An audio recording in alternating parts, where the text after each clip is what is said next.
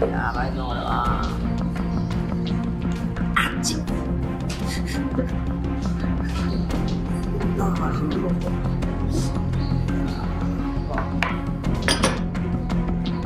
バス停に行った時はもうそういうモード入っちゃうんじゃないですかね。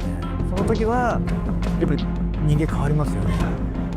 Naoya Inoue, widely known in boxing as the Monster, has built one of the most dominant modern careers in the sport, while also achieving significant financial success and global recognition.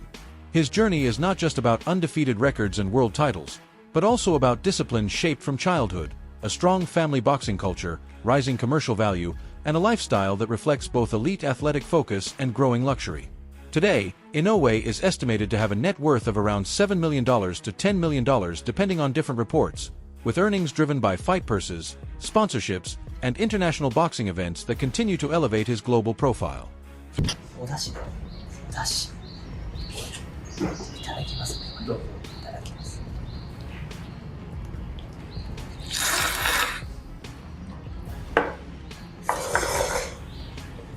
マヨいく？マヨ。2日ぶりの固形です。マジうまいなこれ。Naoya Inoue was born into a family where boxing was already deeply embedded in daily life. His father, Shingo Inoue, was a former amateur boxer who played a central role in shaping Naoya's discipline, mentality, and technical foundation. From a very young age, Shingo did not treat boxing as a casual sport for his sons. It was a structured lifestyle. Training reportedly began when Naoya was around 5 years old with strict routines focused on fundamentals, repetition, and そうですね。やっぱりどの試合もそうですけど、集中力ですよね。やっぱり集中してると、その場その場の瞬間判断がやっぱりいち早くやっぱりできると思うんですよ。やっぱりその気を抜いたりとか一切しないで、その集中できた時、はい。やっぱそういうのは、最近昔よりも感じますかね。mental toughness. This environment also shaped his younger brother, Takuma Inoue, who would go on to become a professional boxer himself. The two brothers grew up training together, constantly pushing each other in sparring sessions and conditioning work. Their household was built around sacrifice and routine rather than comfort or leisure instead of a typical childhood centered on entertainment. Naoya's upbringing revolved around discipline, boxing drills, and a long Alright fellas, we all know Inoue, two-time undisputed champ, known for his skill and knockouts. Monster is just a fan favourite. However, did you know that Inoue has a younger brother who's a boxer and is a world champion? His name's Takuma Inoue, although more out of the spotlight and more known just within the Japanese boxing scene. Takuma is alike to his brother, being a skilled, brutal boxer. Takuma started at a very, very young age. After seeing his older brother compete in amateur competitions, it spurred him on to take up the sport. He won several high school champions and impressed on the amateur stage. When he was only borderline 18, he made his pro debut in 2013. When it comes to most boxers, we just normally look past their debuts. Usually they're versing some slouch who's really just put there to lose. But Takuma, he versed a future WBO minimum weight world champion. This foundation is widely considered one of the key reasons for Inoue's elite-level consistency today. His style, precise, explosive, and highly disciplined, reflects years of structured coaching from his father, combined with natural athletic ability and relentless repetition. He knocked out a debutant in Charlam Kutala. In only his fourth fight, he outclassed a world-ranked and world title contender in Nesta Daniel Navarez. Nesta had a 20-2 record at the time and was highly touted for world title success, but in a way, he got the upset win. In 2015, he won the Ring Magazine Prospect of the Year, which is a pretty prestigious award. In the previous years before that, winners included Anthony Joshua, Vasily Lomachenko, with previous winners before that including Mike Tyson and Keith Thurman. Following these wins and a solid run of form, he challenged a number of solid boxers for the Asia Pacific titles. The OPBF titles to be specific. He challenged Frolian Saluda in his 8th fight for the WBO Asia Pacific title, where he was knocked down in the first round. However, Inoue managed to get his revenge and knocked Saluda down in the 8th and the 9th, win the fight easily by unanimous decision. against, at the time, a 23-1 fighter. Following the incredibly strong start to his career, Naoya Inoue turned professional in 2012 and quickly established himself as a generational talent.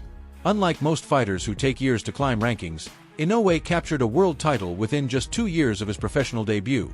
His speed of progression immediately set him apart in the boxing world. One of his most defining early career moments came in 2018 when he defeated Jamie McDonnell in a highly dominant performance. Inoue won the WBA bantamweight title in just 112 seconds, a knockout that reinforced his reputation as one of the most dangerous punchers in the sport.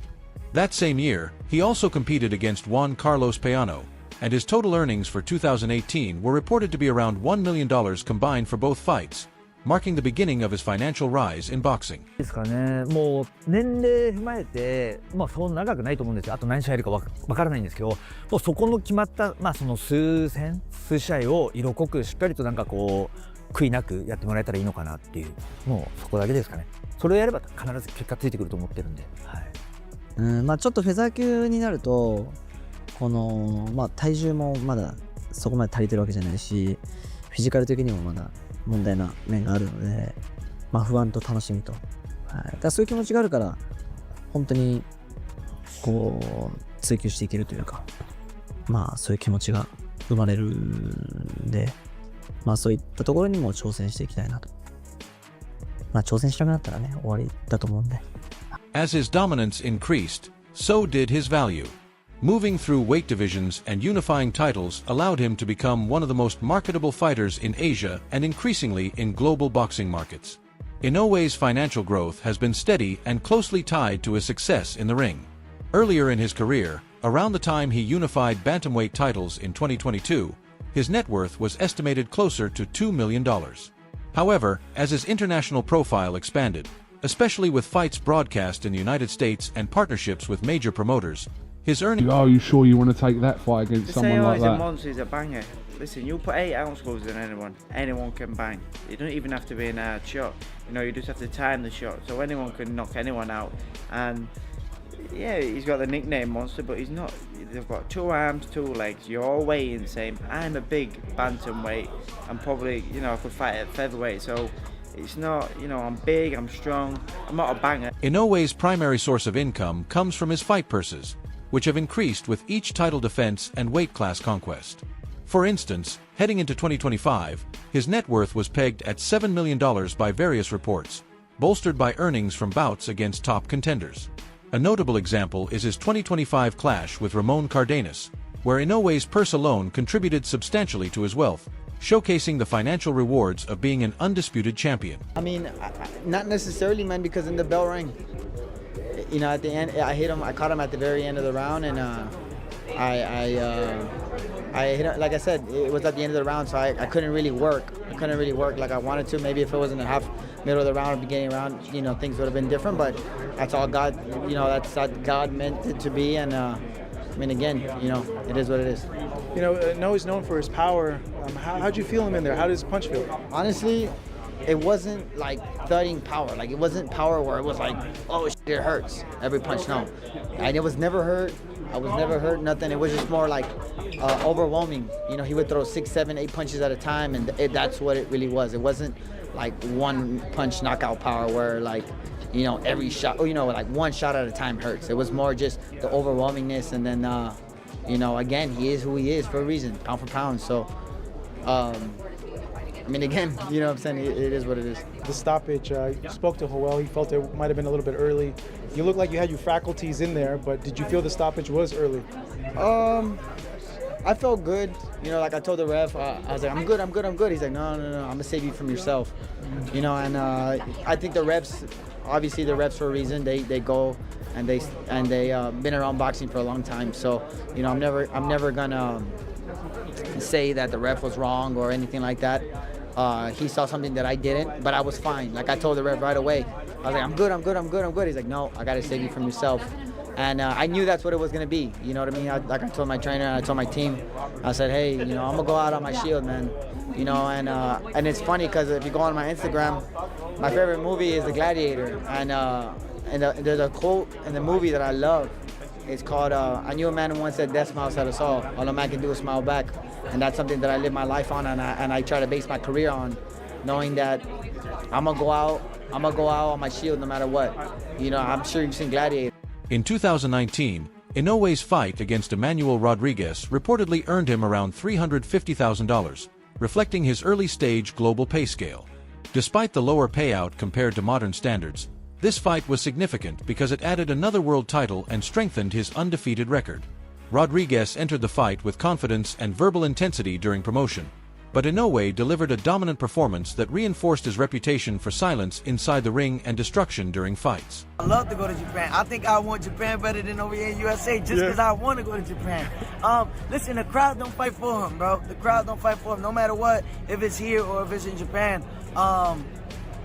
You know, it's still going to be the same outcome. Either he win or I win. So it really don't matter. We inside the ring, nobody fight for him. So it don't matter where it's. By 2023, Inoue's financial status had changed dramatically. His fight against Stephen Fulton Jr. reportedly earned him between $4 million and $5 million, marking one of the biggest paydays of his career at that time. This fight was especially important because Fulton was an undefeated champion, and the bout represented Inoue's move into higher weight classes and more competitive global matchups. These rising purses show a clear pattern. Each weight class jump and unification increases both his global recognition and financial value. How do you fit in the bantamweight division? I'm strong, man. I walk around 140 like you see me now, so I come down from 140 to 118. I hit really, really hard, plus I'm fast with it. So I think I got a little bit of everything, man. I got a little bit of everything. Plus, if you see my fights, I'm very similar to Hector Camacho. I like the whole entertainment part of it. I like the whole showman and dressing up like having a theme for every fight. So I think that also, man, that sell the tickets, and then the energy that everybody brings to my fight just give me that give me the strength and give me the speed, give me everything inside the ring so I could just look good. And we've been doing it. We've been knocking them. In July 2023, Naoya Inoue faced Stephen Fulton Jr. in one of the most highly anticipated super bantamweight clashes. Fulton entered the fight with strong confidence, claiming superior athletic ability, skill, and ring IQ, while also suggesting that Inoue was overhyped and not as dangerous as his monster nickname implied. He believed Inoue's reputation was largely boosted by international attention rather than true dominance. Like I'm the better guy overall, all around. That's just me. I don't care what the fans think, what casuals think, or what box people think about it. When I'm looking at myself and what I have to offer and what he has to offer, I feel like I'm more of an all-around fighter. And like in basketball, you have the athletic build, you have scorer, slasher, or you have all around. I'm all around. He's more so the athletic build, as far as known for the knockouts. So I feel like when you have a guy that's known for knockouts, they tend to feel comfortable with that and they look for that. When you have an all-around fighter, you can do whatever, and that's a dangerous fighter to deal with. And of course, I have the power as well. That's why none of my opponents continue to come in. The only person that kept coming in was Brandon. He's a different type. Some excitement. I need some excitement. Nothing is exciting me no more. I feel like this when I come alive.